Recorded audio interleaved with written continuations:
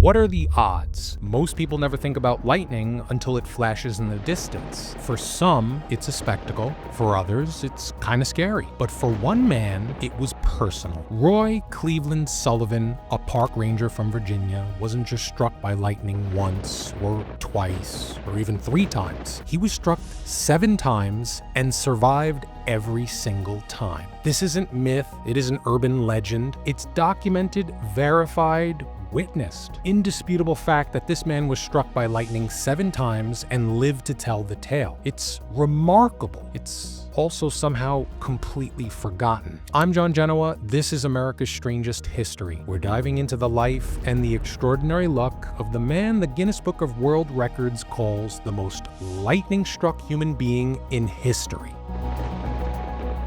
To understand Roy Sullivan, we have to start where he did, in the hills of Greene County, Virginia. Born on February 7th, 1912, Roy grew up surrounded by wilderness. He was quiet, outdoorsy, and deeply connected to the land. He knew the mountains, the trees, the paths, and he knew the weather. At least he thought he did. He became a U.S. park ranger at Shenandoah National Park, where he was respected for his dedication and calm under pressure. Co-workers described him as polite, even reserved, with a kind of old-school discipline that you rarely see anymore.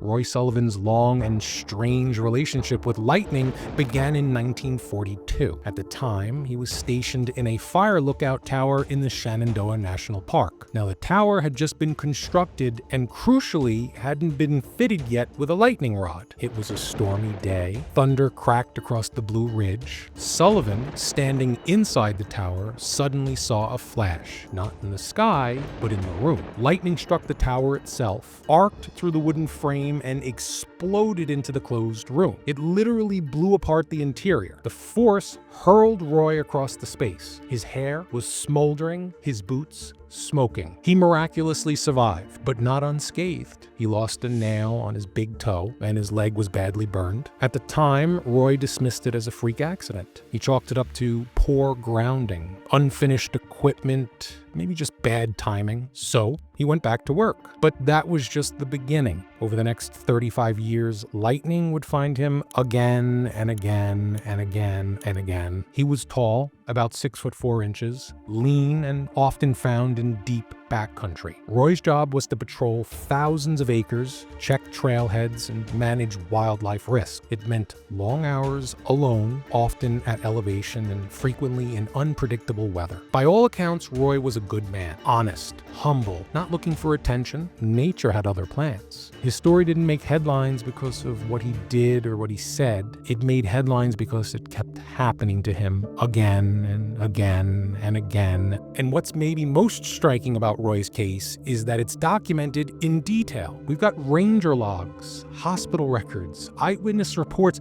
even insurance filings. Now, this wasn't an exaggeration. It wasn't folklore. This was real. It happened. This was a man whose life would be defined and ultimately haunted by lightning.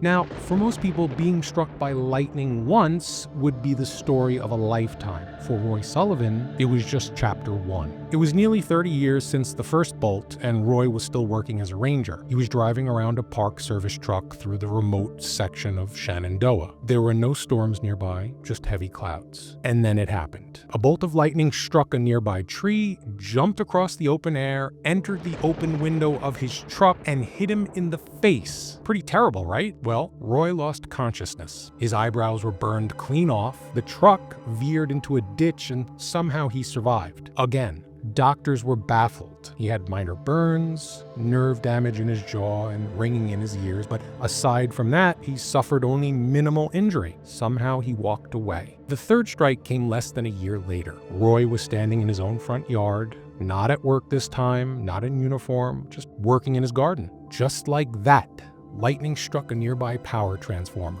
The current arced towards Roy, traveling from the electrical box to his shoulder. He later described it like being hit with an invisible hammer. His shoulder went numb, and his shoes were scorched. At this point, the whispers started. Locals began to wonder if Roy was cursed. Even his co-workers joked about it. Some refused to walk near him during thunderstorms. Sounds like a prudent decision to me. But the strangest, most public strike was still to come. Roy was on patrol deep in the woods when a storm rolled in. It wasn't forecasted this time. It wasn't expected. This time, the lightning struck him directly on the head. It blew off his ranger hat, set his hair on fire, and traveled up and down his torso. Extraordinary. No way he could possibly survive that, right? But this time, he was prepared. He carried a can of water with him on hot days and actually used it to douse his own flaming scalp. He put his hair out. It was on fire. Roy put out his own burning hair, walked himself to find help, and being the trooper he was, returned to duty. At this point, Roy Sullivan had now been struck 4 times in 4 different years in 4 different places. Go figure, right? Now, at this point, Roy Sullivan wasn't just unlucky, he was pretty much legendary, at least among the Rangers in Shenandoah. Sadly for Roy, the lightning wasn't finished with him yet. Just a year after the 4th strike, Roy was again on patrol and lightning hit him. This time the bolt entered through his right shoulder, traveled down his left side, and blew his shoe open. You can't make this stuff up. Can you guess the result? His hair caught fire again. This time, he crawled to a creek and dunked his head underwater to put it out. His chest and stomach were burned. His eyebrows were gone again. He was treated at the hospital. Now, by now, the hospital staff were more than a little familiar with his case. Roy had been in so many times that they began calling him Roy the Fire Starter. Park rangers started making jokes. They could joke all they wanted, but nobody wanted to stand next to him when it was bad weather, would you? 3 years later, Roy was on a fishing trip. He wasn't on duty, not in uniform, just a man trying to enjoy a quiet day by the water. Again, without warning or preamble, lightning struck the top of his head. It passed through his body and burned his ankle. The nearby trees were scorched. A fish he'd caught floated up dead. Witnesses said he was thrown several feet by this blast, and yet somehow he survived. Again. He did manage to burn his hair off again, and yet Roy just kept going. Now comes the final strike. This time Roy was checking his mailbox when he saw storm clouds forming. He immediately turned to run for cover, but too late. The bolt hit the top of his head, burned his chest and stomach, and left him with hearing loss. There were multiple witnesses. Neighbors saw this happen. It turned out to be the 7th confirmed strike, each verified by hospital records, Park Service incident reports, and eyewitnesses. So this is the real deal. It actually happened. Somehow. To be clear, no one else in recorded history has ever been struck 7 times and survived. Roy Sullivan isn't a myth, he isn't a tall tale, he was real. And for reasons unknown, lightning kept seeking him out. At this point, you may be wondering, how is something like this even possible? Well, let's look at the numbers. According to the National Weather Service, the average person's odds of being struck by lightning once is around 1 in 1.2 million, so it's pretty rare. Now, those odds go up if you live in a high-risk area like Florida, or if you spend your life outdoors in unpredictable terrain, kind of like Roy did. But even then, the odds of being struck 7 separate times? Can you guess what those odds are? Roughly 1 in 10 octillion. That's rare. Even more remarkable, assuming each strike is an independent lightning strike, that number is so large, it has more zeros than there are stars in the Milky Way. Let that sink in for a minute, because we still haven't factored in the odds of survival yet. Now, roughly 90% of lightning strike victims actually survive. This probably comes as a surprise to most people. It did to me. Surviving 7 in a row, statistically, the chances are less than a coin toss. So even if you defied the astronomical odds to be hit 7 times, you'd still have less than a 50-50 shot of living through all of them. For some reason, Roy Sullivan did. Why is that? Some scientists speculate that Sullivan's height, being 6'4", and his frequent exposure on elevated terrain made him more vulnerable. Possible. The odds are still pretty slim to me, and Slim just left town after the first lightning strike. Others theorize that things like metal-toed ranger boots, carrying radios, and working near tall, isolated structures may have amplified his risk. I think that's possible. But there's no known biological reason a person would attract lightning repeatedly. Interestingly, lightning does tend to strike the same place more than once. Just look at the Empire State Building. Maybe Roy was simply in the wrong place at the wrong time. Again and again and again.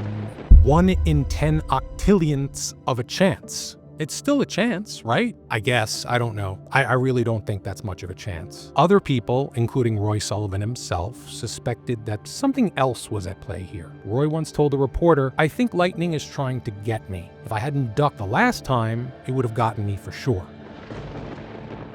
After surviving 7 lightning strikes, Roy Sullivan became something of a legend. Oddly enough, he also became something of a pariah. Coworkers refused to stand near him during storms. Others joked that he should be wearing a lightning rod hat. Behind the teasing was a growing sense of fear, maybe even awe. But despite everything, Roy kept working. He continued serving as a U.S. park ranger for over 3 decades. He eventually retired in the late 1970s, having outlasted everyone's predictions, including nature's. He made appearances in newspapers, books, and even the Guinness Book of World Records. Roy's burned ranger hat was put on display at the Guinness World Records Museum in New York.